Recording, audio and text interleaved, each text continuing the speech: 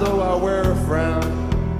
And I'm not gonna take it all lying down, 'cause once I get started, I go to town. 'Cause I'm not like everybody else, no, no. I'm not like everybody else. I'm not like everybody else, man. I'm not like everybody else.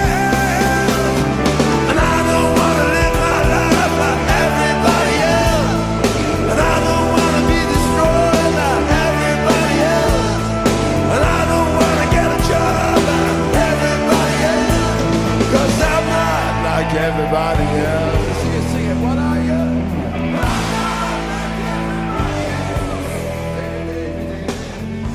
Welcome to MYGA. If this is your first time with us in this MYGA family community, then fucking buckle up, because here we go. So what are we doing here? You know, we are trying to work out a lot of the time who we are, you know. We're trying to come to terms with the fact that a lot of the time we are caught between two places, which feels like the real part of us, the authentic part, but then also the superficial program that is, I believe, manipulated and compromised by the hidden hand. And what is the hidden hand? You know, it's an expression we use a lot, but what does it mean? Who is it? You know, and does it even matter who it is? There's a lot of people would put it down to they're the 13 families that control the resources of the world and control all of their interests against the masses. Is it the Black Pope? Is it the moon? Is it the Eye of Sauron? I don't think it really fucking matters, to be honest. I think we're aware that on one side we've got this beautiful, wonderful, authentic, truthful, loving presence in our lives, and on the other hand we've got this fucking it's not really me. What is that? I don't really like that. And there's the programs and the patterns that all of that stuff comes with. And I believe the hidden hand wants us to feel down, doesn't it? It wants us to feel down, and it wants to manipulate that feeling, that down feeling, that feeling of heaviness. It wants to manipulate it and make it into victimization. A way of the mind is turned in on itself to keep us in place, so we don't break out of that charade, out of that program. See, it's not always the world, is it? You know, that's the thing. It's not always the world that makes us feel like shit. It's a lot of the time there's stuff just happening, situations, experience, they just happen, and it's our thought process in the explaining and the analyzing of it that creates the oh fuck, you know. Not the circumstances so much, but the thoughts about the circumstances, if that makes sense. We're not trying to debate the mind, because that it feels to me like the mind is something that we could just spend forever trying to debate it, and it's going to keep going. Well, certainly my mind. Maybe you're fortunate enough to have a very quiet mind.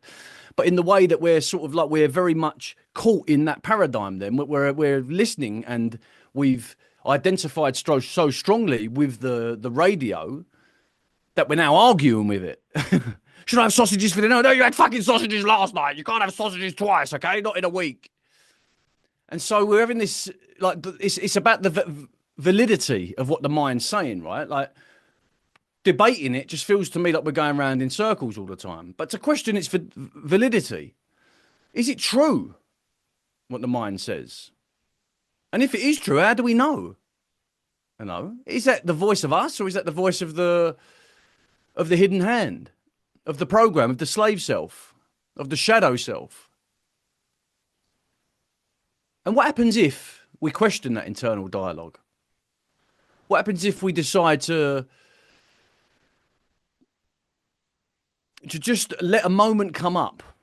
You know, I'll give you an example. If you're sitting there and all of a sudden you start, like, you put yourself down. We all do it, right? We have a negative internal dialogue, and all of a sudden we put ourselves down, and we say something which is actually really not nice, that we would never say to anyone we really care about. We're happy to say it to ourselves. So the question I would ask then is, what happens if we question that validity, that internal dialogue? You know, does that help us break free? And what does it take to break free, if that's what we're trying to do? Trying to make space for old habits and programs and patterns to leave, but to leave without violence. And what I mean by that is just that eventually we just shake hands and we part company, and we just say, do you know what? It's been a blast. It's been emotional. but I kind of had enough of all this fucking noise. And we shake hands and we go on our way. But the problem is we've identified so strongly with that voice in our heads.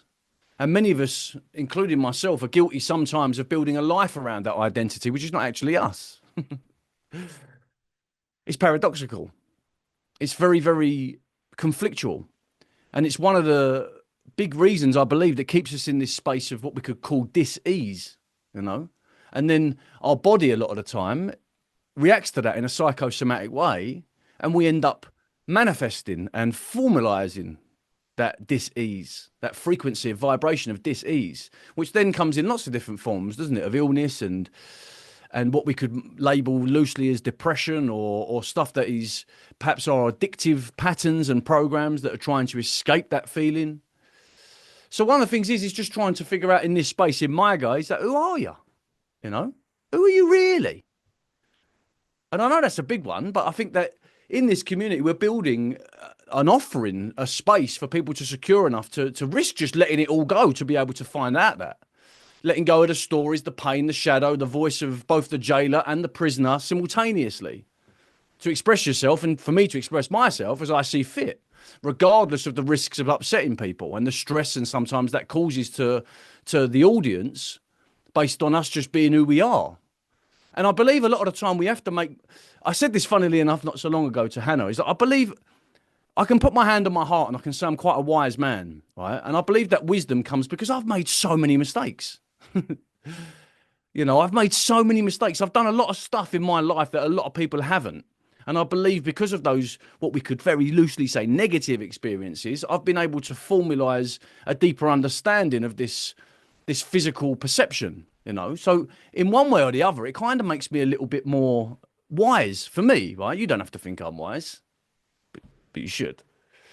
I'm joking.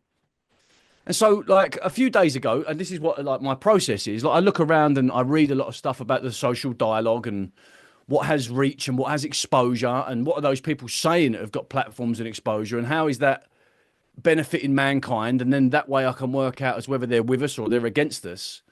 And is that by and for the design of the hidden hand, you know?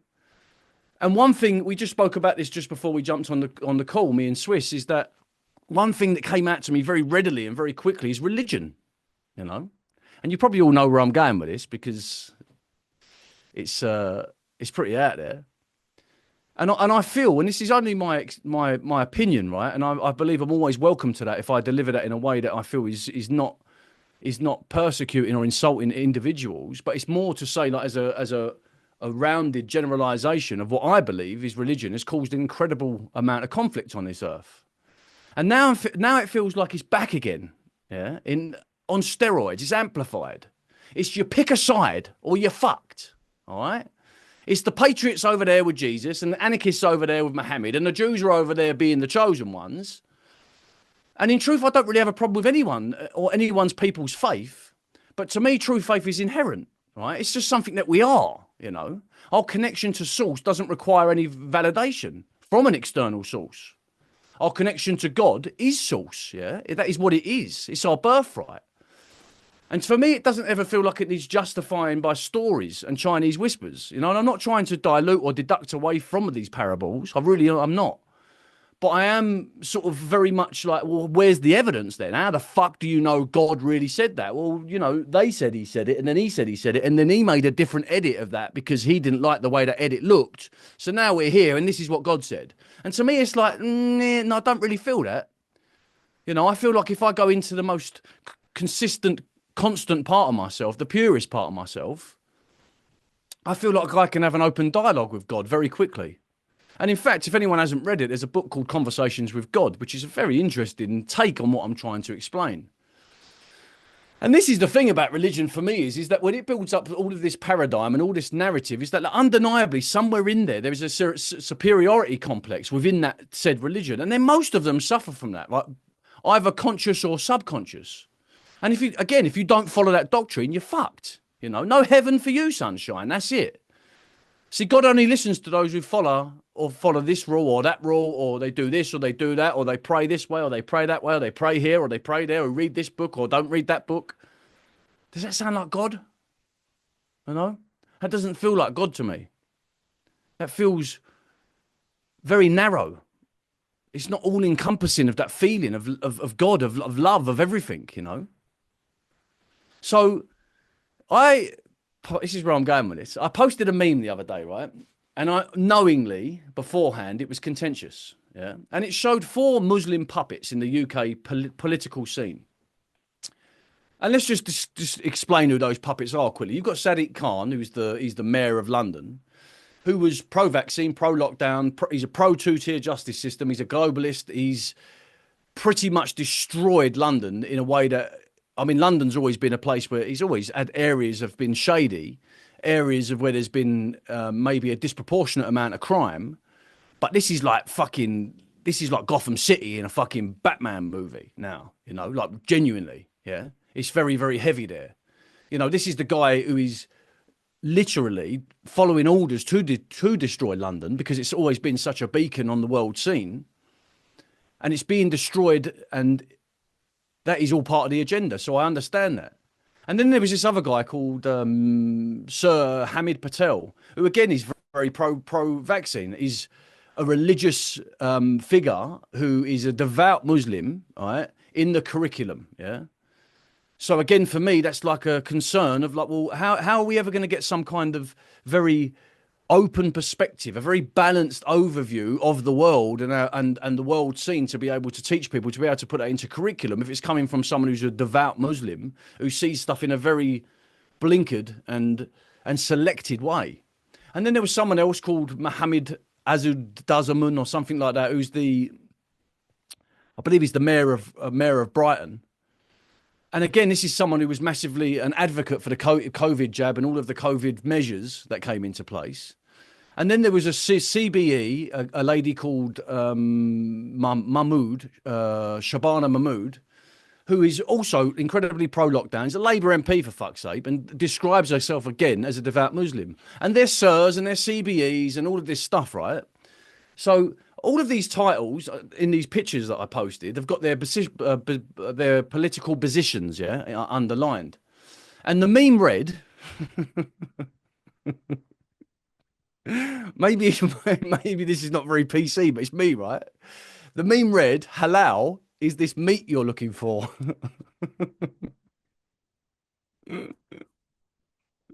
And I know some people might find that not funny, but to me, it's incredibly funny. And just to add a little bit more to it, I then added the music of Lionel Richie's Hello. So it was like, hello. No, I thought it was incredibly funny, right? And again, obviously it's contentious, yeah, but like that's me, right? I'm the most fucking contentious, confrontational person you're ever likely to meet, you know? And the thing is that they are being used as meat as well, right? That was like another sort of innuendo, another layer to the meme, is that they are being used as meat, right? To bait the people, yeah? That's what they're doing. They're being used as meat to be able to cause more division and to carry on in this place of pseudo power to cause division by design. And they all work for the same fucking people. And the problem with a meme is that when you come onto your little space on a Sunday evening, you have to fucking explain it, like, and explain the entire thing. Is it either even funny or effective anymore? Like, probably not, you know, but that's where we are. And so, like, in the past, I just want, like, I've never shied away from confronting what I believe is wrong with the world, whether it's like the Catholic Church, which I've said things openly about, and even to people I know on this channel, on these platforms, are within the realms or have been in the realms of the Catholic environment. But I don't care about that because that's not my life, is it? So I'm just saying what I feel and how I would like to speak. And that should be received in the way that, you know, however anyone wants to be received. That's up to you. That's up to anyone. But the thing is, I should have the right to say it, right? This is the thing. I've said things about the Catholic Church, about Christianity, about Zionism for a long time, you know? And so for me, it's just pretty much who I am, yeah?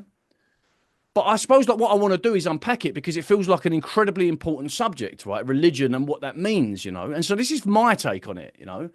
My thing is that anyone who practices a religion, yeah, would not be as fit to be able to lead people out of this grave transition that we're in, yeah?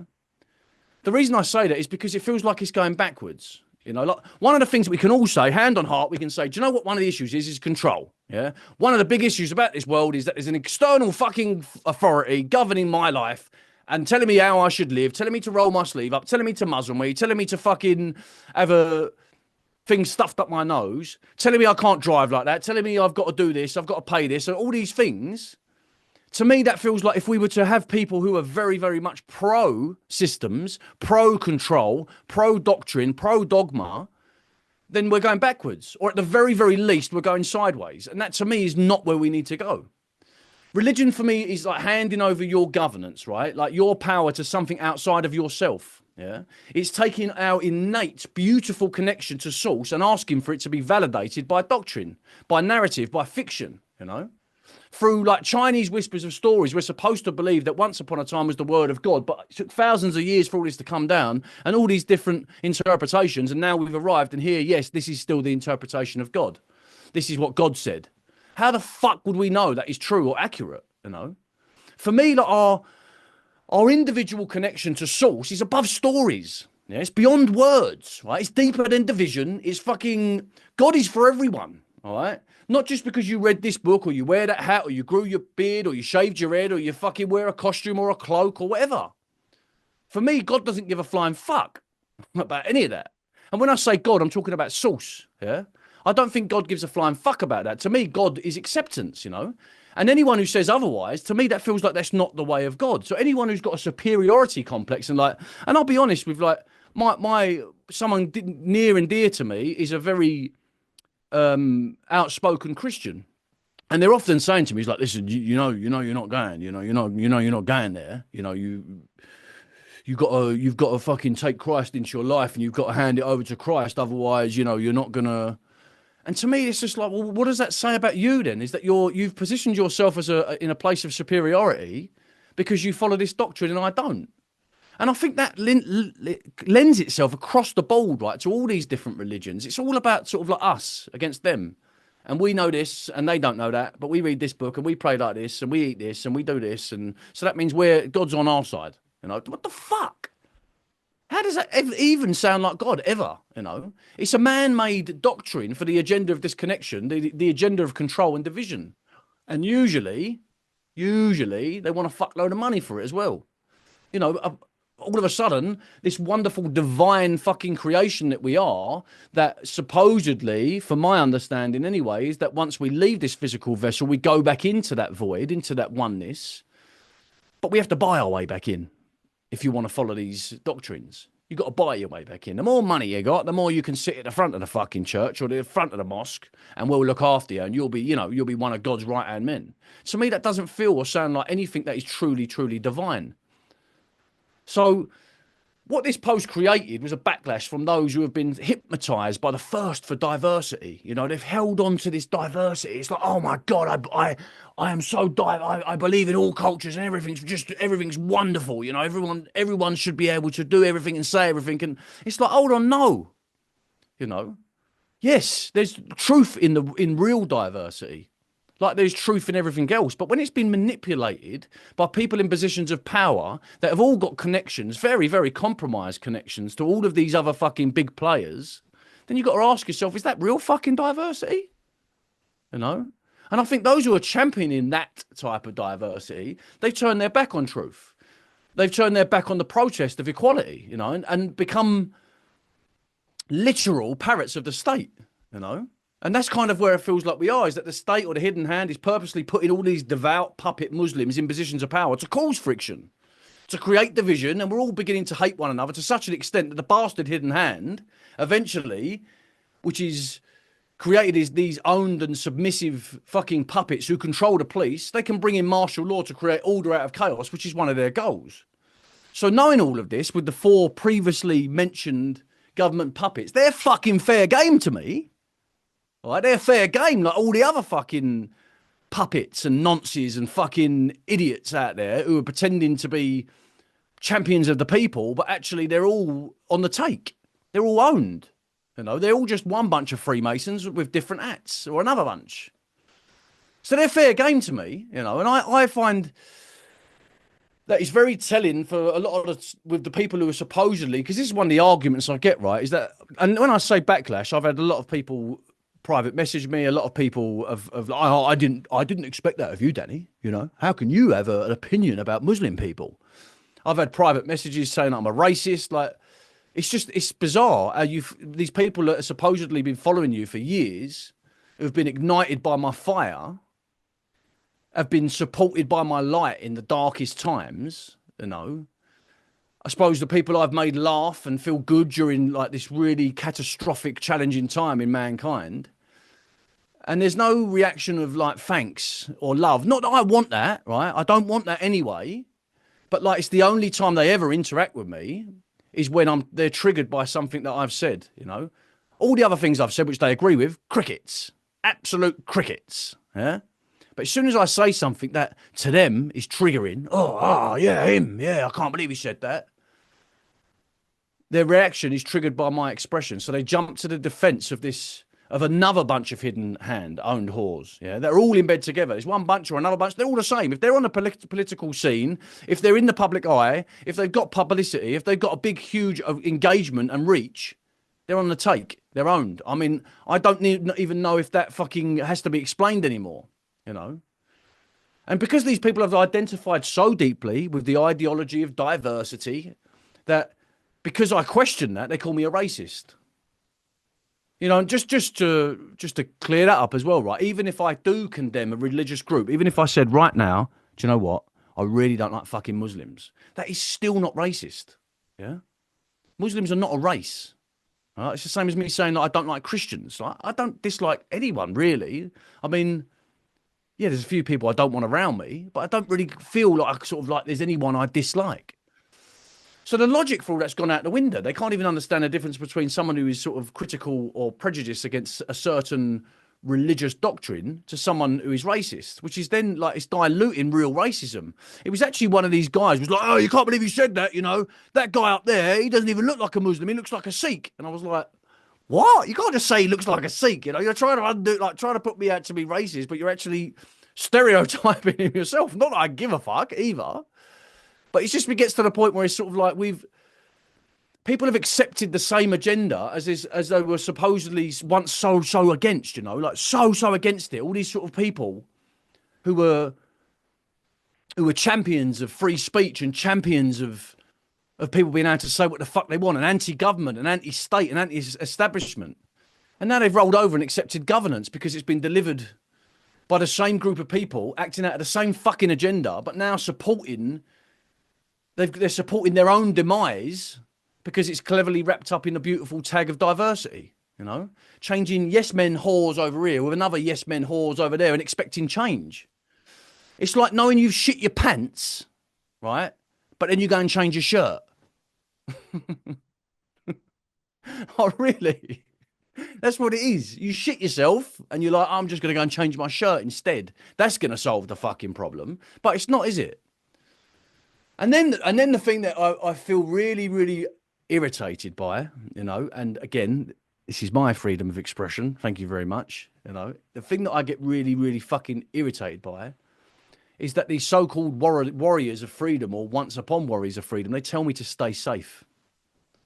You know, safe. Is that what we fucking need now in this world? Is it safe?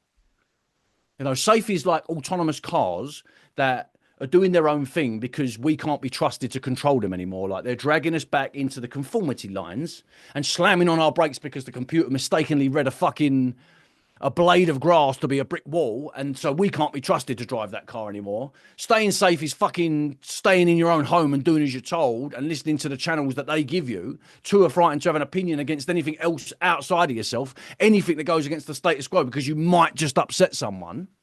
Fuck them. You know, fuck them. People are going to, when you start living in your trueness, when you start really, really allowing yourself just to explode into this freedom of expression, you don't give a fuck who you upset. And you're going to upset a lot of people along the way. Yeah? Because we've all been conditioned to stay small and shut the fuck up and do as we're told. All right? So that we don't offend anyone or we don't affect anyone. And no, you can't say that because, you know, that's considered un-PC now. It's not very PC to say that. Like, we just have to be who we are. Yeah. And if that is unpopular, then so be it. You know, if Safe is calling out puppets placed in positions of power, and because they happen to be Muslim, yeah, you're going to get drilled for that. But diversity, Danny, diversity. So what I ask is this the place we're creating? Is it? What I feel like we're trying to create here, or we are creating, is a home for polarized opinion. Yeah. For a completely and utterly uncensored conversation. For those who have located their backbone, who are willing to burn down the trends and risk walking alone. Yeah. And then I come back to me in all of it. And I'm like, I ask about my own voice, you know. And I think about like the stuff that I've said against the narrative over the years. And it took that voice to take a massive leap of courage to say what needed to be said. To say the uncomfortable. The really, really fucking uncomfortable. To tell people not to vaccinate their kids. Coming from a fucking working class East Ender who looks like fucking the love child of Jesus and Billy Connolly. You're picturing that now, aren't you? So the thing for me is that like that voice that which was designed, which came out of me to express, to drive, to motivate, to get people to believe in themselves again, to shout about injustice from the fucking rooftops. One thing I know about it all, like along the way, is that maybe at times it's wrong, but it's authentic. Maybe it's not always all right, but it's authentic. You know, and I suppose that's where I'm going with this, is that it doesn't matter what we say. Yeah, it doesn't. And you're going to piss people off all the time in the world. That's just how it is. There's nothing you're going to, if you just go along being your true self, there's chances are people are going to bounce off you. You know, if you say the things that you really, really believe in your heart, yeah, you really look up at the sky and you say, see these fucking lions, they're trying to fucking kill us. Yeah. Right. If you say that and people go, whoa, you're crazy. Oh, I can't hear that. That's crazy. But you know it. So what's stopping you from saying it? I'm not saying you have to say it. That's the thing. I'm not telling you to go and tell your neighbours about chemtrails. I'm just saying that we have a voice inside of us that is so fucking true that we need to activate it. We need to engage with that voice. We need to engage with that part of ourselves that is dying to express. It really wants to say what needs to be said. And of course, like that, it comes in loads of different forms. Sometimes it's speaking, sometimes it's writing, sometimes it's painting, sometimes it's acting, sometimes it's nothing, you know. And I suppose sometimes, you know, I not all the time, but sometimes I'm deliberately contentious because I believe in that contention is the opportunity to fuel debate and to ignite new ways of thinking, new perspectives for people to take. And whether they do that from a place of like, oh, I'm fucking irritated, I'm frustrated, or not, is by the by. That don't even matter. But to gain different perspectives, we have to go into the conversations that no one wants to talk about. We have to say the things that people don't want to talk about and risk that we're going to be labelled by it. We're going to be labelled racist. Someone called me Bernard Manning, you know. Like if anyone really, really knows me, and most of you lot have got a good gauge of me by now.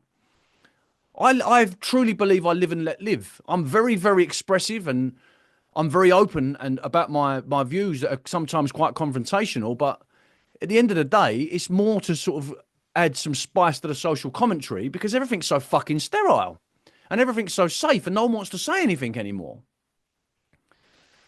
So because I kind of feel a lot of the time what I believe needs to be said, and if no one agrees with it, then again, that doesn't even matter. That doesn't even come into it. I just feel like I've become brave enough to say it. Yeah. And at times it's lonely, and at times it's unforgiving, and even at times when you know how much you've helped people, it still feels a little bit unrewarding. And that place is it's where we're all heading to. Yeah. We're heading to a place where we're all just going to be ourselves. And if people like that, then great. And if they don't, then fuck it. It doesn't matter. Because should I change? You know, should you change? Because someone out there is offended by what you're saying? Or someone silenced you or shadow banned you or an algorithm don't agree with you because of the way you talk? Because your expression? Is that fair? Should we not all be able to express ourselves as we see fit? You know? Should I do things different because I risk people not wanting to support me? Should I censor myself so I remain popular? You know, where does it end? Where does it end? What I believe we're creating here, right here, is real freedom. Where you can say what the absolute fuck you want to. Okay? You can shout it from the rooftops. You can lay it all out. You can put it all out on the table. Here's my card of hands. And you can say it all, and then no one is going to judge you about it. No one is going to tell you can't say that. Oh, sorry, you can't say that. That's not part of our narrative. That's not on our agenda. You can explode here into your truth, even if it causes everyone in this fucking room offense. That's the world I want to live in. Yeah. I want to risk being offended to listen to polarized opinion.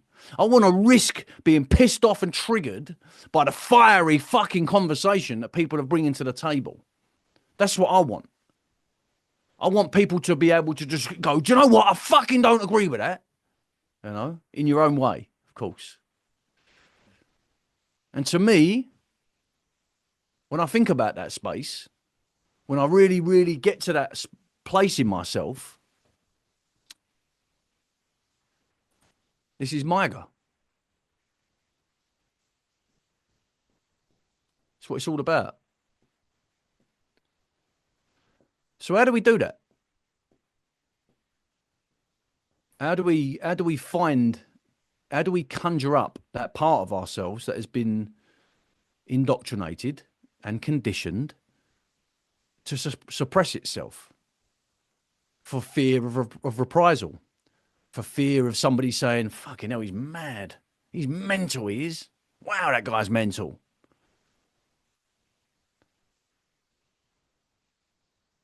Habitually, our voice has been saturated by experts who know better than us. They know better than us because they're experts. They went to college.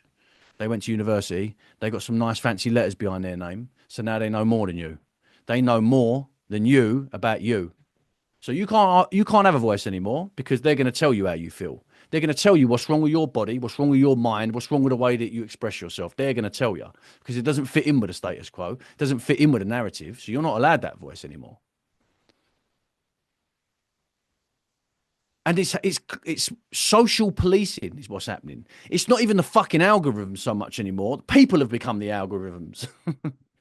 They've become the social wardens of expression. So you're not allowed to say anything anymore, Danny, because that guy over there, you know, that faraway guy, 37,000 people who follow you on Instagram, there's one geezer there who's not happy with what you just said. So we're going to close you down because he complained. I mean, what kind of mad world is that? That to me is such a sterile, safe place. I don't want to be a part of it. When someone tells me to stay safe, do you know what I say? I say, fuck off, you stay safe, I'll stay wild. Because that's what we are.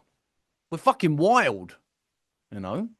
But we don't act like that, do we? We all conform and we all sit still. We all do as we're told. And we're all like, well, I don't know if I should say that. You know, it might upset someone. It's going to upset the fucking apple cart. I'll set fire to the fucking apple cart. And that's what we all have to try to get to that place. And I'm not saying you all have to be me, right? This is my unique fucking version of expression, okay? And I'm just doing that.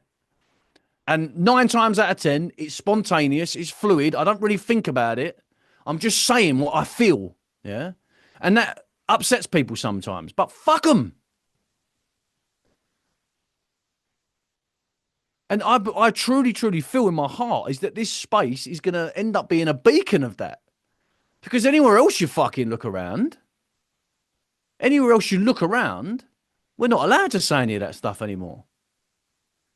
And that is, I believe, one of the agendas of why they're allowing so much of like really, really fucked up stuff to go on social media, to be able to create a reaction. And then out of the reaction, they're going to offer us the solution, which is a social credit scoring system backed up by digital banking currencies that if you go online and call someone a cunt, they're going to take 50 quid off of you. I'll be skint by Tuesday.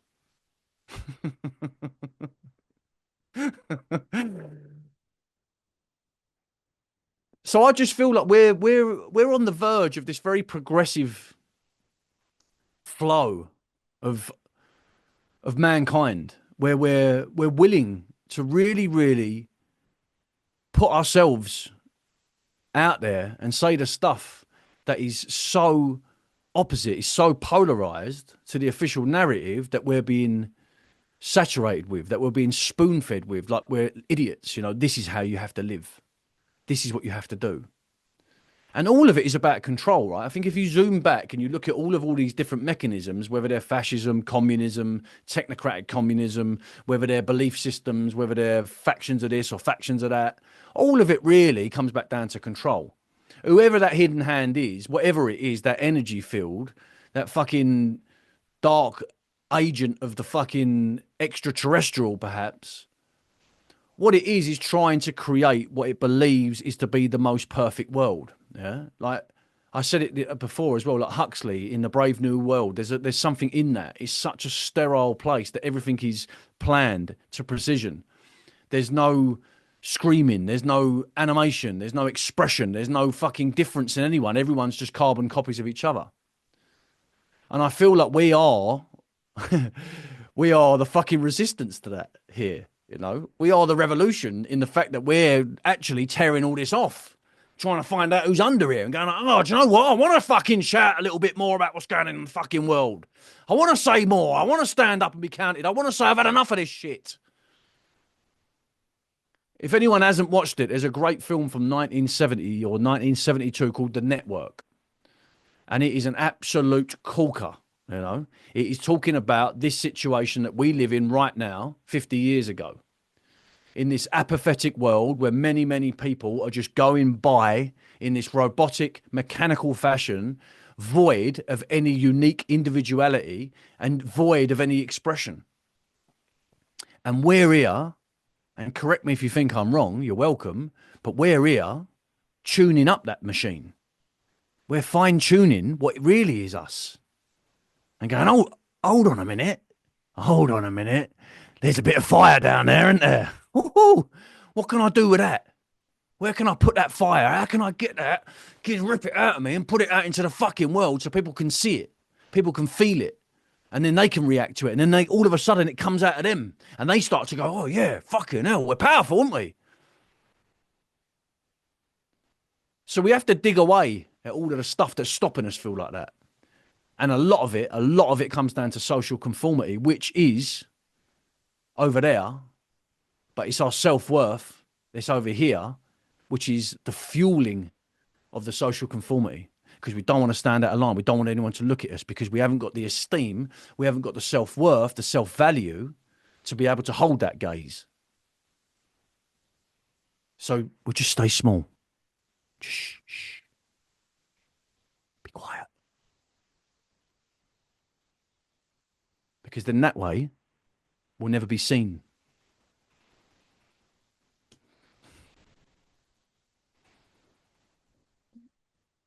And to me, if we want to be recognized in this world for what we truly are, these beautiful beacons of fucking light, of faith, of hope, of a real, unadulterated connection to God, an expression of God, a physical representation of God, of love. If that's who we are, then we can't go quietly, can we?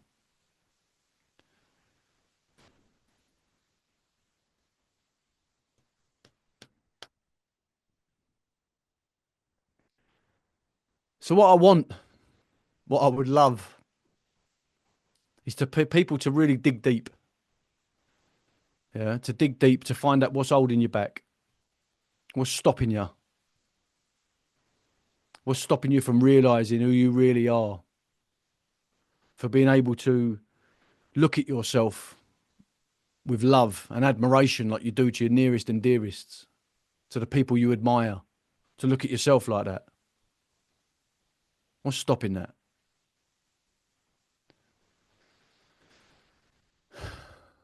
That's what we need to find. And once we arrive there, we've got information. And with that information comes an understanding. And once we understand what it is, we can forgive it. And we can tell it to get the fuck out. Because it's not serving us anymore. It's redundant. It's expired. We want to walk into this world every day fresh, anew, with our chest held high, with our head held high. You know, a strong spinal connection to source. To every time be the spontaneous expression of ourselves, whatever that is, even if it's ugly.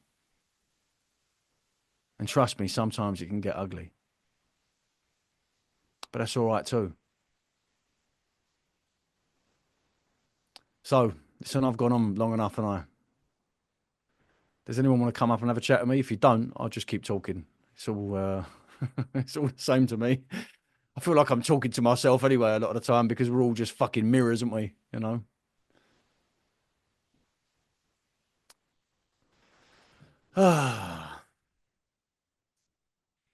Bring them up, Swiss, when you're ready.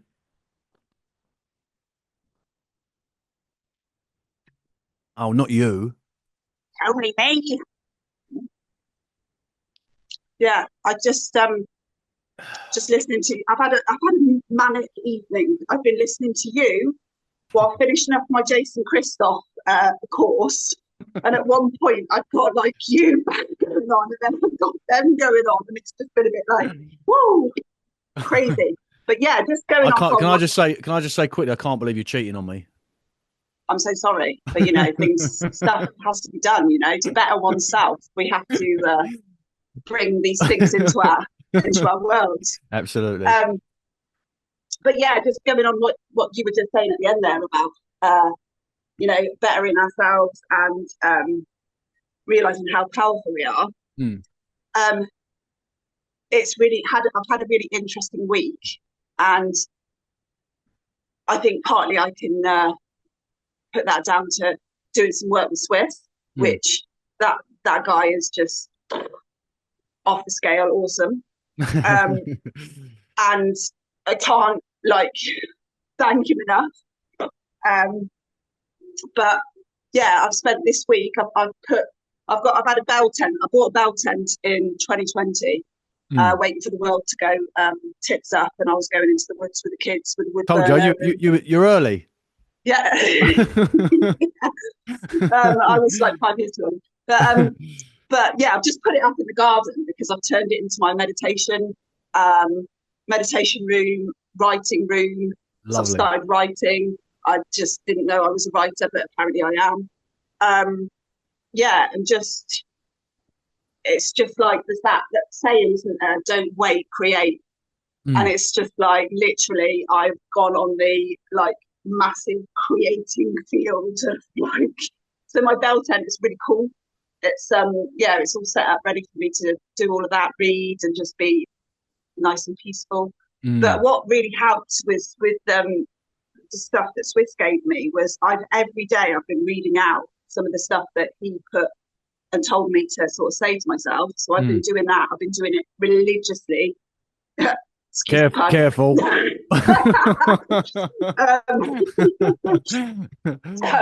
But yeah, every morning I meditate and then I pray, but not to the God of any religion, to my God, my understanding. Just want to make sure that's what it is. And then I say these words to myself, and I've been doing that, and I think it's just, I don't know, it's just set me on fire. It's just really made it explode. So definitely everybody's got to just really find that power within. Yeah. And I mean, that's a really valuable thing to bring to the conversation, Kate, because that is so accurate about what we need, right? We need to create. Yeah. A lot of the time when we're busy creating, that whatever it is, that shadow self, the slave self, the fucking hijacked mind, it can't touch us. It doesn't. It just doesn't even enter into it, because we almost go back into that freedom of being kids again, don't we? Yeah. But it goes back to I have no idea what's going on in the world. I honestly don't know. I live in my little bubble. I hear a little bit from you guys because I'm not on social media at all at the moment, and I haven't got a clue. People keep saying stuff to me, and I'm like, oh yeah, don't want to know. It's not happening. You ain't coming into my zone. I'm in this happy creative zone. Leave me out of it. Brilliant, and long may you remain there. Yeah, I know. It's I'm so tempted because doing this Jason Christoph course, it's like a lot of it is like on like doing what I want to do with it. It's online, so I'm like, oh, I'm gonna have to sort of dabble back online, and I'm like, it's like I'm battling with it in my head, and I'm just like, can't do it now. Not taking that step yet. So annoying, isn't it? Yeah. So annoying. I remember like when the internet first came out, and you remember you used to have that Dial-up. yeah, the old dial-up. And it used to be sort of like a way for me then at that time. I used that, like the internet when it first came out, I used that to sort of to hide from the real world. And now it feels like the opposite way. Like the only way I can get the real world is by coming offline. You know? Yeah. And you know what the problem is now with all this AI bullshit? Like you don't know what's real anymore and what's not. Don't give the game away, Kate. Yeah.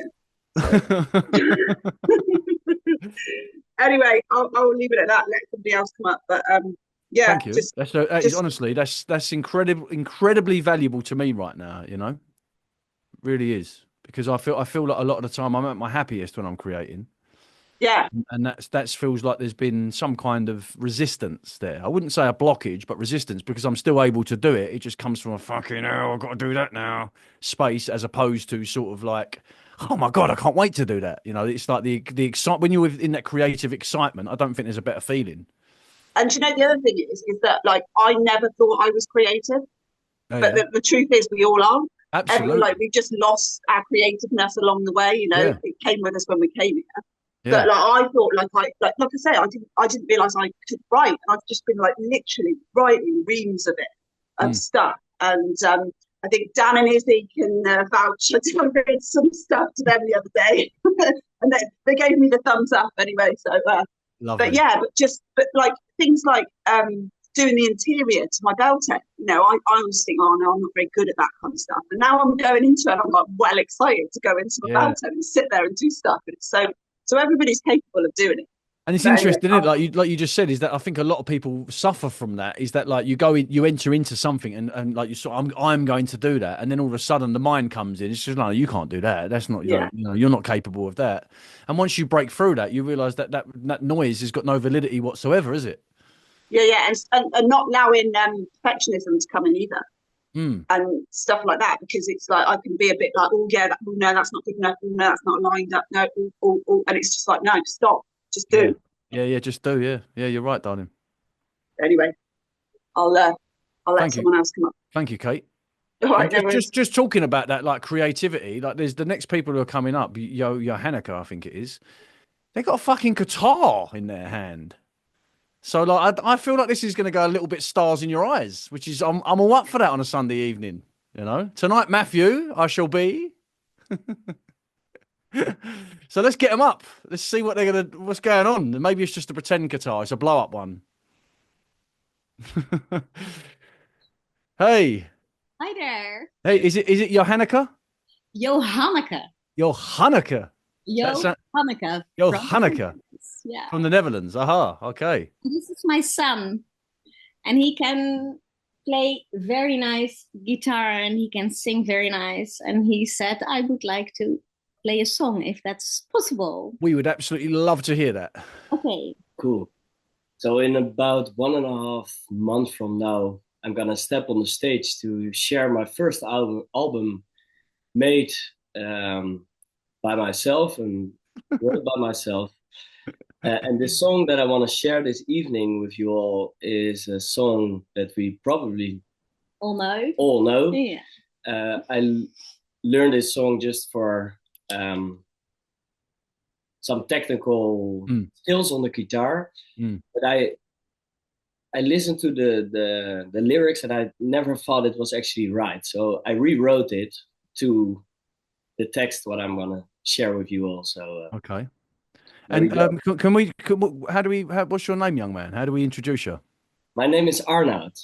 Arnoud. Yes. Very nice to meet you, Arnoud. I'm from the Netherlands. I just came back from a trip from Cornwall. I had some really amazing surf there. We've got some Cornish folks on the call tonight. Oh, really? Nice. We have indeed, yeah. It's a really good one, yeah. All right. So, right, Arnold, the stage is yours. Thanks. I'm playing, last introduction, I'm playing on the guitar made in Netherlands by wood that's more than 300 years old. Wow. And I'm singing a bit along, if that's possible. Or allowed. There is a house in everyone. I call it the rising sun. I know it's been hard for us to come back home again. I call my sisters and brothers to follow the river stream. I call my ancestors to support me on my way.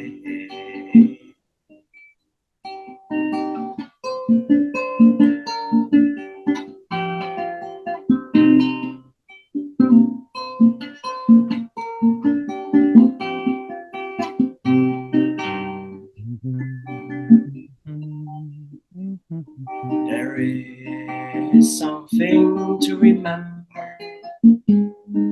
remember who we are, oh, finding balance in our lives, root deep in our faith.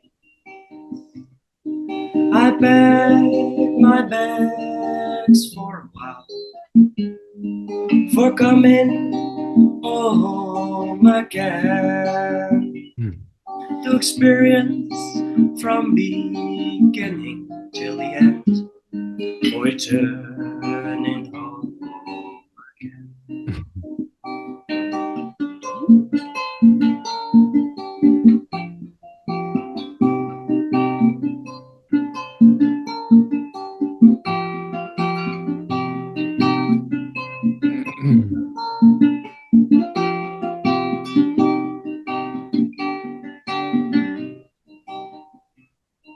There is a house in everyone. I call it the rising sun. I know it's been hard for us to come back home again.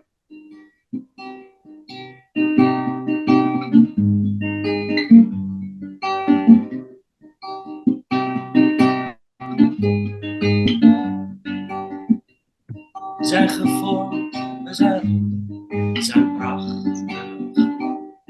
Je bent lief, je bent duidelijk, verbonden met je hart. Je bent vertrouwen in veiligheid, gedragen als een vrouw.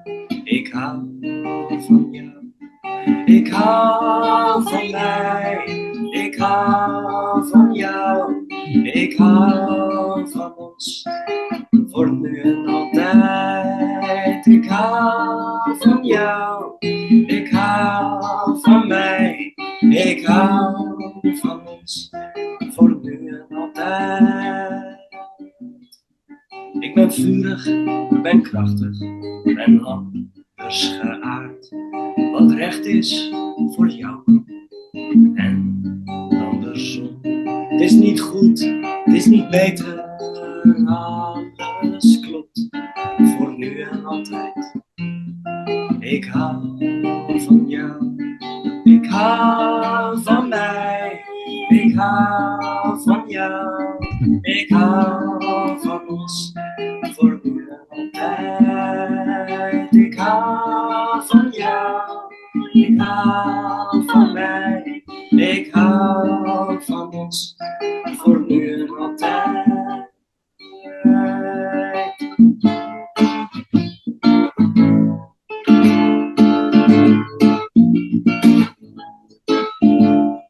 Oui, je moi, oui, je t'aime, oui, je m'aime, autrement.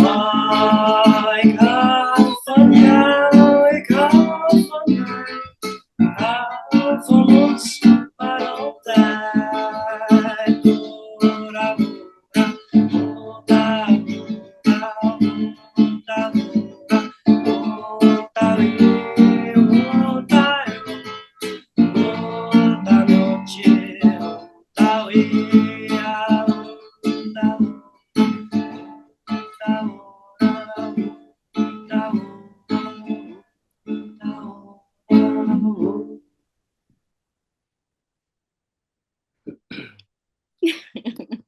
So the last song was not The House of the Rising Sun anymore, but the song I just wrote in England. Mm. And it's about loving yourself and loving the other and loving us together. So Well, ik spreek in beetje Nederlands, so I understood. oh, really? Praat jij Nederlands, In Davy? beetje, in klein beetje, in klein beetje. Oh, wow. Hoe dat zo? Dankjewel. Hoe dat zo? Oh, where did that came from? Well, my wife Hannah is Flemish. Oh, yeah, okay, right. So and my children, all three of them, their first language is Flemish. So Okay. I've learned, even though I didn't want to learn.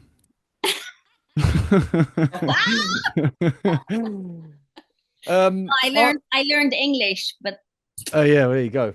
Yeah. Arnold, how old are you, young man, if you don't mind me asking? In 1 month's time, I'm turning 28. Turning 28. Yeah. And how do you feel about what's going on in the world? Oh, goodness. Good question, Danny. Thank you. You got beautiful hair, dude. Thanks, brother. At this moment, I'm finding myself in a position where I deleted some social media from my phone, and I'm every day more thankful for my being here on Earth. Actually, feeling more powerful. Power is coming back to me. Embodying being a soul and having this temple, my body temporarily for the time being. And yeah, it's really amazing, man. Last couple of months were really crazy, really hectic, said goodbye to an old system of myself. And turning back and moving back to my mother's actually. He's living with me since a few days. Since a few days. He came back. I moved back, and a really big circle is just rounding now. So I'm thinking, is mum spoiling you? No, not at all. Actually, no, we're really living together. Well, you don't make him a cup of tea in bed in the morning. No, sorry. Oh, come on, mum. He's a grown-up guy. I'm only kidding. I actually would love a cup of coffee in my bed. All right, well, you can do alternate days then. Calm down. But it's feeling, to be honest, it's more feeling like that the roots to my mom are more coming in the right perspective. Like my mother were always debating and having fights, never were in a harmony relationship with each other. Long as I know, first memories were fighting and feeling more peace at all these questions. And she was always there. She is always there to support me. And in this moment of my life, this is really, really thankful for this opportunity to live with her again, because I moved. Right now I'm 28 and I moved 28 times. So you can imagine how crazy things were going. Yeah. When I was 16, I just stepped out of the house. I didn't want to be there anymore. And, from that moment on, I moved to The Hague, capital city of really a lot of shit. Don't name all those 28 no, but places, but you moved really far too much. So right now it's time to come back home again. Well, just as your song says, welcome home. There we go. Thank you very much for sharing that. That was a beautiful song, and it's very nice to see the blossoming reconnection of mother and son, because it's a very important. We are actually already for a long time in a very nice, good relationship again. It was glad that he really was. It's important, very important. Yeah, and what you just touched on, Arnold, as well, is that, like, we are temporarily this body. So that's one of the reasons that why, like, if we shake off the shackles and we just be who we really need to be, what a lovely opportunity this life becomes. This experience here, it can be really, it can be celebrated in its full veracity, as opposed to sort of like denying ourselves that recognition of what we really are. We're such an incredible fucking setup. Not only that, also what we're capable of. We're really capable Yeah, of a lot yeah, of, yeah. we can manifest really a lot of things, Mm, especially when we trust that process. mm. Yeah, it's true. And this way of connecting to, for instance, you, is, it really touches my heart to be in a well, not a surrounding, but somehow in a surrounding like this with more like-minded people, because it's not so easy to speak your own language. Well, yes, it is, but you don't meet a lot of people who are just simply capable of letting you be who you are instead of wanting you Yeah, yeah. or shut up. And I'm not shutting up, but that doesn't make Good. life really easy, but I don't mind. I like it the way it is. Yeah, I mean, I think a lot of the time we're cutting off the fat, We're cutting off the. off the fat, Oh off yeah, of our life. I think like a lot of the time is we find ourselves in these situations that we can say are conflictual, or we can say that they're difficult and they're challenging, but you actually realise that that's because you're not meant to be in them. oh really. And I actually find at this moment in life, in my life, everything interesting. Everything what happens inside of me is just simply interesting. If I feel I have to leave, I just leave. Why should I Mm, stay? yeah. No, no, no. Here, schat. Okay. Like that. Yeah, I mean it's yeah. I feel like that maybe a lot of people can feel this as well. Is that like a lot of the time when we're going back into that place that we could liken as the shadowy self or the shadow experience, is that like it seems like it's becoming less and less personal, and it's just stuff. It's just stuff, and you kind of sort of realize a lot of the time that is of a collective nature as opposed to being individual, and we're just here as all sort of conduits of healing for one another, and like Yeah, it's all starting to fall away. Danny, I wouldn't name it stuff. It are all experiences. Mm, Experience to come closer to myself, to understand why I react the way I react, what kind of whatever shit I have, which mm, I haven't looked at yet. mm. No, yeah. If you're over for it, I've got one other song to connect to this subject because No, I there think are other people are left. there also. There are other other. Yeah, I don't see hands, but there. yeah. Might, I think we'll keep it to one song tonight because we've yeah. only got 20 minutes left, and I need to get Swiss up because he's coming up to talk about our Hearing Heart platform, which I'm not sure if everyone's familiar with. But please, yeah, and another time, join us again. You're always welcome. Thank you very much. He lives with me now, so we Good. can We'll see. Oh, we'll see him every week then. See you later. Swiss, do you want to come up and have a chat?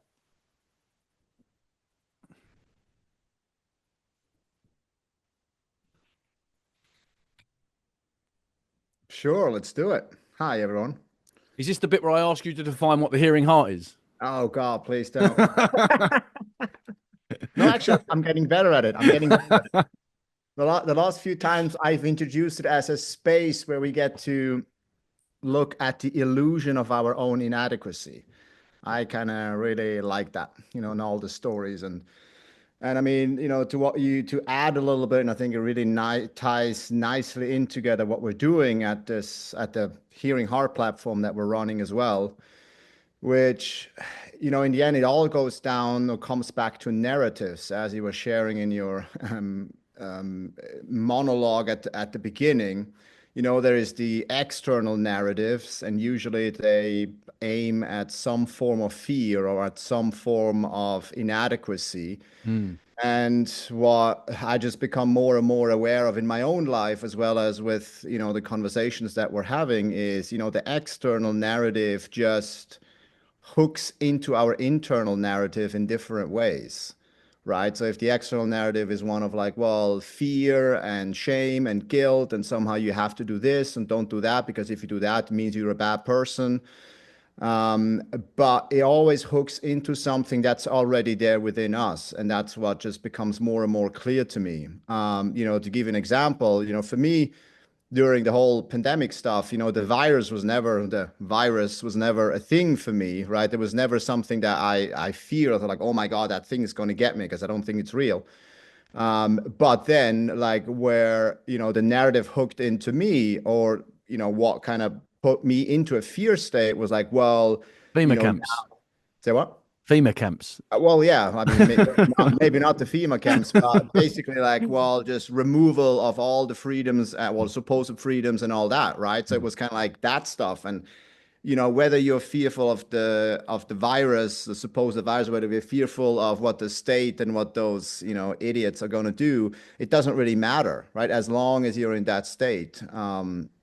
And so it's really comes down to the narrative that we have about ourselves. And very often these narratives or stories we tell ourselves are, as you share, now no longer in our highest and greatest good, but we're not aware that they're there. We're not aware that this is what's driving so much of our perception, because a narrative always has at least one big objective, is to have it create a perception of the world. It's to have a perception of yourself, right? Well, it's not safe, therefore I need to look outside of myself. And so at the core, always, and I think that's also what Kate was alluding or mentioning, in the end, it does come back to, well, what's the story and the narrative that I tell myself? So often, and I think that's also a big part of what we're doing with MYGA, with our, with this community, with the whole group, is to realize, well, it's never been outside of ourselves, and that's fundamentally it's a lie, and so often when we have these conversations, at the Hearing Heart, or when I have one-on-one with people, inevitably there is something that we're thinking we're not. So it's this story of like, well, I'm not something, right? I'm not enough. I'm somehow not accepted. I'm not lovable. I'm unwanted. Somehow I'm broken. You're not whole. I'm missing something. I'm not equal. I'm less than other people. That's one that seems to be quite popular, me included. And so if we go through life with those narratives and with those stories that we're not aware of, we have to create it's kind of like as within, so without. So there's this external reflection of what's already here, what's already happening on the inside. And when everybody is, that's why I think we're so, like you say, we're so powerful, because we are creating that reality, right? It does come back to us. Like if I have a narrative within that says, well, I'm less than, and therefore I need to please everybody else, and somehow I'm not worth and I don't deserve, well, that's what I'm going to attract, right? I'm going to attract, I don't know, I'm going to say something, I'm going to attract an abusive partner, or maybe I've been brought up in a family that, I didn't receive the love and the attention that I would have needed at the time. And therefore now I'm saying like, well, clearly I'm not worthy, somehow now must do something. And that's really the purpose, or the idea behind the Hearing Heart, is really to discover and hopefully dissolve some of these narratives that we have with ourselves, so that we can come back to our own authentic power. And it's not force, right? Because so often we see that, well, we're going to go out, we're going to go protest, right? Well, like even the word, like, well, we're going to resist, right? Like we're the resistance. To me, that's not really helpful, because then again, we're like reinforcing something that we're not, right? We are authentically powerful, and we are intrinsically worthy, and also we're equal to everybody else. So if we come from that place where we start to, like really embody that, and I was just having this conversation with someone on the Hearing Heart on Thursday about the equality, right? Seeing myself as equal to everybody else. And if everybody, was more like in that, has that as their truth, and not just, as a mental construct, but something that they're truly fully embody, and they come from that place where I just see everybody else as an equal to me, I just think so many of the world's, issues and ideas, they would just evaporate because we wouldn't see each other as, less than or better than, because it's the same thing, right? I'm putting myself down, see someone else above, or I think like, well, I'm better than these guys, and then I'm putting down, and it's whatever I do is justified. And I mean, we see this so often in war, in any conflict. First, what comes first is always like, well, they're less than me. Therefore, what I'm doing is okay because I'm protecting myself from evil or whatever it is. So yeah, so the healing heart really is about looking at these narratives that we're running on ourselves that may just not be helpful any longer. And it's something that I feel is so beneficial for even for people who are not in the hot seat to come and just to witness. And we've received many beautiful emails and messages of people who just saw and sat in one of the sessions and just basically a fly on the wall and looking at, okay, like what's going on here, like what's happening. And so often when we see someone else like really go to the depths of what's happening and what's true for them, even though it may not be the greatest narrative, there is usually a lot of truth that resonates because we apply it and we project onto ourselves of what they're saying. So it's a long story. I mean, I could go on forever, but I think it's a really beautiful space. So if there is anything that you feel you struggle with, or you sense that I'm kind of like, in between a rock and a hard place, and I'm not really sure how to deal with a certain situation, come and join us and see if it's something that maybe supports and helps you on your journey. And if you're brave and courageous enough, you can even put up your hand and get in the hot seat. And then we'll just have a conversation. And it's a little bit different than MYGA because we just take one person through a process. I mean, last first was a bit special. We had two people, like one after the other, which was super nice. But yeah, so it's really an opportunity for us to just see and to have kind of like the conversation with like kind of like in the mirror, like looking in the mirror and seeing what's there.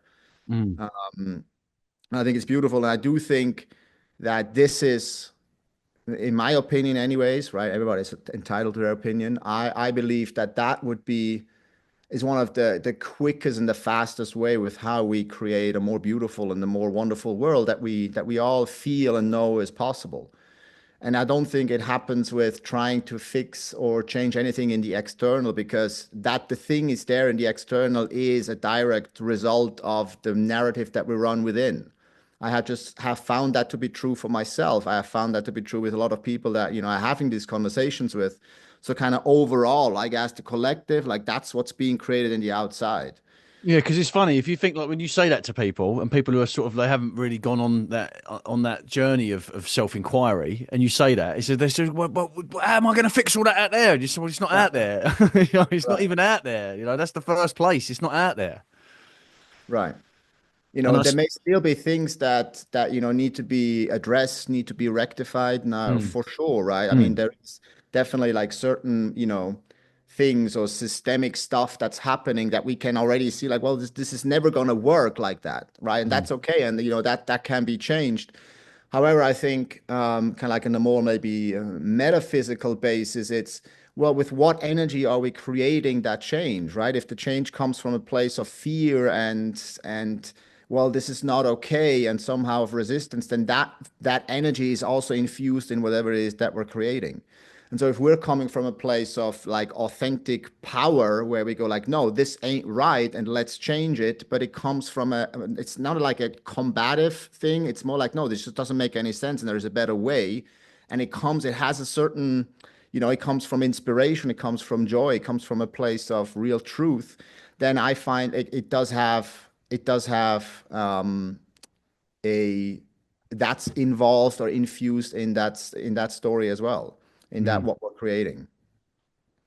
Yeah, because if you think like a lot of the time, like I feel like what you're saying, what I can hear for me personally is like it's like dropping the violence. Like if we I feel for myself in my experience, a lot of the time is like I wanted to change something in my life, I would just do it by sheer fucking force. Just sheer willpower. I will be stronger than that. And by doing it from that space, all you are is replicating that same energy over and over again. And so that it never ever gets to the point where you're able to take a step back from it and see it for what it really is. And so I feel like with the hearing heart is that like that seems to me is one of the things that we're creating is a space where people are able to enter into like a gentle self-discovery, which is not about force and it's not about willpower. And ultimately, at the end of the day, 9 times out of 10, it's about forgiveness. Yeah. You know, and then I feel like all of the other stuff, like it just starts to make sense a little bit more when we're able just to go, oh, do you know what? It's just about how I feel about myself, is it? Or how I feel about that person who feels about me, which is all one and the same anyway. Yeah. So yeah, I mean, I agree, and that's it. It is, you know, in the end, it is this the reverence that we have for ourselves, and that we bring in the forgiveness and the love and the compassion for the parts of us that we have not accepted and we have judged and we have kind of shunned away and put in a cage where we hope like, well, hopefully never ever do I see that or anybody else sees that. And I think that's like one of the most courageous things we can do. And you know, just to also to add, you know, last year there was a kind of in my relationship. I mean, I'm in the hot seat, so I might as well. I thought I wasn't for a second. I was about to go like, what, are we dating Well, now? you know, like while we're in it. And I mean, and like maybe I have shared some of that sometimes in the hearing heart when it's appropriate, but you know, last year with my relationship with my wife, and I mean, you know, like because you and I we had a chat like right when it was like, super hot there, like one morning at 3 a.m. So you know, there was just this sense of, well, somehow I'm less than, and how it showed up in my relationship was that, well, I was looking like slightly in looking for acceptance, right? Looking for validation from my wife, because my own inner narrative was like, well, somehow I can't get it right and I'm less than. You know, so what would I do is like, well, if that's my truth, then I'll run people pleasing. Right. I'm like, you know, I'm the nice guy. I'm looking after, I'm trying to do things so I could, you know, get the thing that I think is with her. And, you know, over the years, we've been married now for 12 or 13 years. Which is love, isn't it? Fundamentally. Right. Absolutely. Right. Like you want, you know, that love and acceptance that you think is not within, like you think is with your parents or with your partner or with, you know, with whoever, with your friend. And that's when, you know, I'm giving away my agency, I'm giving away my power, because now I'm dependent on them and how they react, and like how must I be, right? How do I turn into to please them so that they kind of give what I'm looking for? So it just, anyways, like it just created this energy in the relationship, and you know, perfectly kind of matched up with my wife, which is like one of her, you know, narratives is, well, I'm, you know, I'm the tough one and like tough love and all that. So kind of like what I was looking for, like she would never give me, right? And for no fault of her own, right? I'm not blaming, I'm not saying that was wrong. It was perfect, so that I can see like, oh, well, I'm never gonna receive it from her. Perfect. So that I can go like, oh, like what's here? Like, why do I think that? Why do I need that? Yeah. Why do I like need that? 10 or 12 years, right? Yeah. And so what was the funniest thing was like, oh, so, you know, I kind of did my thing and kind of looked at that and kind of looked in the mirror and was like, okay, well, there's a couple of things I gotta, you know, clean up and just bring love and attention to. And as a result, you know, funnily enough, now like what I've always would have wanted back then is now just a natural thing that happens between us. But now it's like, well, that's great, but also it's not like I don't need it, right? But now it's freely flowing, and it's a different thing because it's not forced, right? Like, well, you have to give that thing for me, and I behave in a certain way so that I can manipulate you into giving it to me. Now it's about, oh, I'm just being, and I already know that, well, I have everything that I need, and I'm totally kind of sourced from my own energy. And then it feels safe for the other person to kind of relate with that, because now it's not a thing that, oh, I feel I need to give that. So, so just by default, like the more we love ourselves, the more everyone else starts to love us, and that's just, you know, it's right. it's exactly it's so fucking obvious. I know. It's so simple. So nice. It's just like, what, like Adam, like, why have we made this so complicated all the time? Right. But I mean, there's definitely because it's hard, right? It's hard to go like, oh, like where are the things? And sometimes we're not even aware of it. And I find that's really where, with the conversations that we're having at the Hearing Heart at this, other platforms, always on Thursday. So join us. Is to really kind of shed light on those stories and fundamentally on the lies, on a sense that we're telling ourselves, and to no fault of our own, because we just don't know, because we're not aware of it, or we're just like slightly aware of it, and now it starts to really wreak havoc in our life, and so it doesn't work anymore. And so that's kind of like what we do, like we're kind of uncover and discover of what's there, and then kind of bring it back to ourselves and go like, oh, okay, well, I've always had the power, and I've always had access to all the things that I thought was somewhere out there.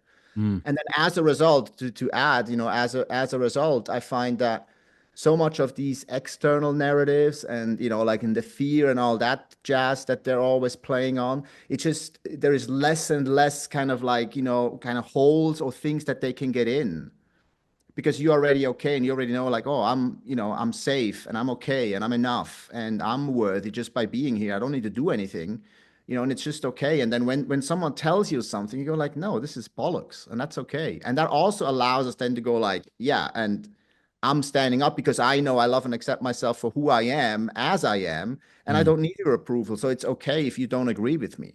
Yeah. And I think that's such just a beautiful way of living, and so much more joyous and happy and easy. It's easy. Nice one. I'm going to come to the hot seat. Fucking hell, it sounds brilliant. Let's do it. Anyways, so anybody who wants to, kind of join in and see if, like, what's the narrative? What's the thing that I'm struggling with? Like, where's my hurt? Where's my pain? So often it's about, well, I'm scared, or I'm in pain, right? I'm hurting, I'm scared. Like, that's usually what it comes down to. And like, then over the top, we layer all these things to try and mitigate those things, that we don't have to feel those. And so it's always on the Thursday right now. It's 6 p.m. GMT, 7 p.m. Central European, and I think everybody else can figure the rest out wherever they are. Very often, I'm the one who like does the facilitation, asking the questions. Every now and then, Danny does it as well. I think in 2 weeks I can't make it, so Danny will take over. And Which yeah, in that session, I might just sit in the hot seat and facilitate at the same time. right. That works. And if there is anything, I don't know, maybe anything that I've said, or something that you want to know, just contact me on Telegram, send me an email. And it's definitely something that we want to expand, and to have just like many different places around the world with hearing heart facilitators, so that people really get to look at their own narrative, so that we can create the better world we already know is available and is coming. And I think it starts with us and it ends with us, and it always has.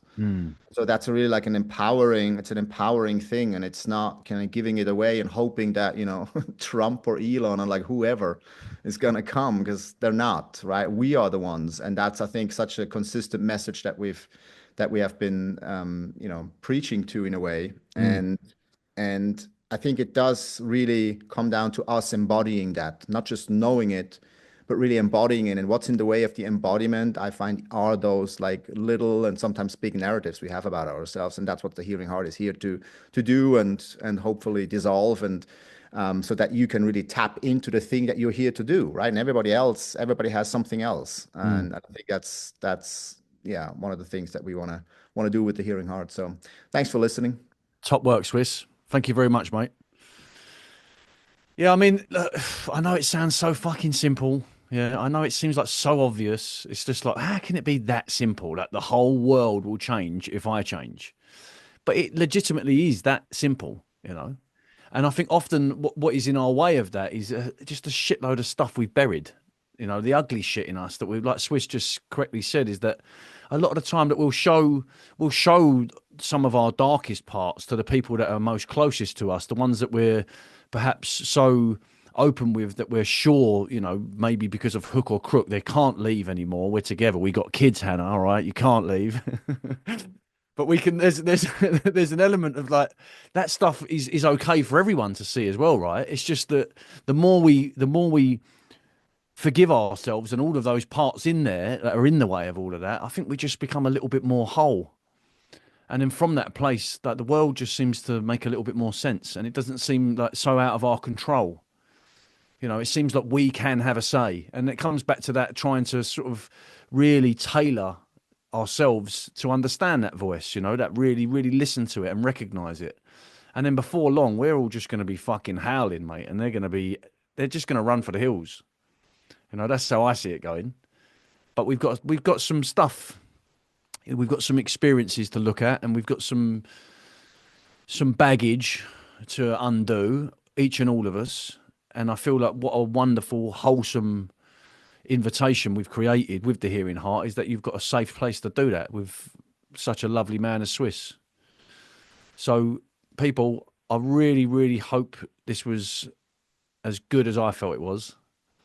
It was a really lovely conversation, and I feel very grateful as always that lots of people turn up and join us. So whatever you do next week, right? Next week, just make sure you do it from who you really are. You know, none of the other stuff, none of the I don't know about that, or I shouldn't say that. Be definite, be sure. You know, find that place in you that is just so completely complete in knowing that this is all one big shit show, and somewhere along the lines you're in the middle of it, understanding, carrying, and making sense of it all. So until next week, and I will see you on the other side. Much love. Ta-da. 'Cause I'm not like everybody else. What did I say?